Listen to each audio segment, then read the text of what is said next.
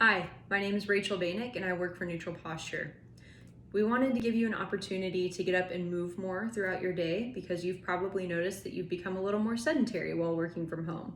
So our recliners, our couches are really comfortable, but that means we don't get up and move as much throughout the day. We're also not walking as far to the bathroom or going downstairs for lunch. So we're getting fewer and fewer steps in, we're burning fewer and fewer calories. So this is a good way for you to burn more calories while you're in your home office. So standing actually burns 40% more calories than sitting does. And so that's why we wanted to show you how to do an at-home ergonomic setup for your standing work environment. So the first thing we're gonna do, I'm just at a standard kitchen counter here.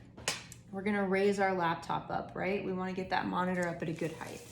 So I've taken a ream of paper and a Neutral Posture binder here, big old binder, to give me the height that I need. So remember the goal here, we want to get our laptop monitor up to our resting eye height. So the top of our monitor should be at our resting eye height. And that's because our eyes have more downward range of motion than they have upward range of motion. So we want to make sure we protect our eyes here. The second thing we're going to do is grab our external keyboard. If you don't have an external keyboard, I highly recommend getting one. You can order them online for 15 bucks. I know not everybody has the capability to do that. If you do, it's well worth it, especially if you're going to be working from home for the next couple of weeks. So we have our keyboard in our good position here, right? We want to be able to reach out and palm our monitor. And the last thing we want to do for our feet and our knees and hips is get something like this, a step stool, a box, some textbooks that you can put your foot up on and do the Captain Morgan with. And the reason we want to do that is raising one leg up reduces the pressure in your low back and it allows you to stand for longer periods of time. So we certainly don't want to stand for 8 hours a day. That's not good for you. We really don't want to stand more than an hour at a time. We want to cycle through our seated and standing height positions.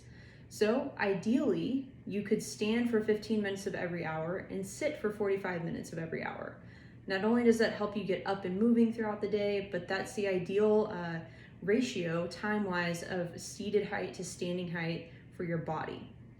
So that adds up to 2 hours over the course of an 8-hour day that you're standing, and the other 6 you're seated. But that change is what actually helps your body get going again.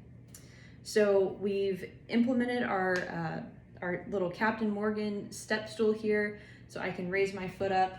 And then one last note here is you'll notice that here my keyboard actually is forcing my wrists into a positive tilt. That's not good. So a positive tilt in your wrist looks like this. It's what causes carpal tunnel syndrome. So ideally we want to have a negative tilt in our wrist like we're palming a basketball. So what I'm going to do is actually push this back just a hair so that I can take a couple of towels here and create a wrist rest. So this is not a hand rest or anything like that, but what this is going to do is actually push my wrists up a bit so I get a good negative tilt out of my hand here.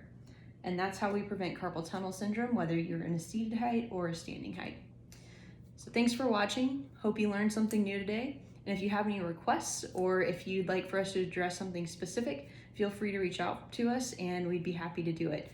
Oh, and be sure to follow so that you can catch all of our new videos. Thanks. Have a good one.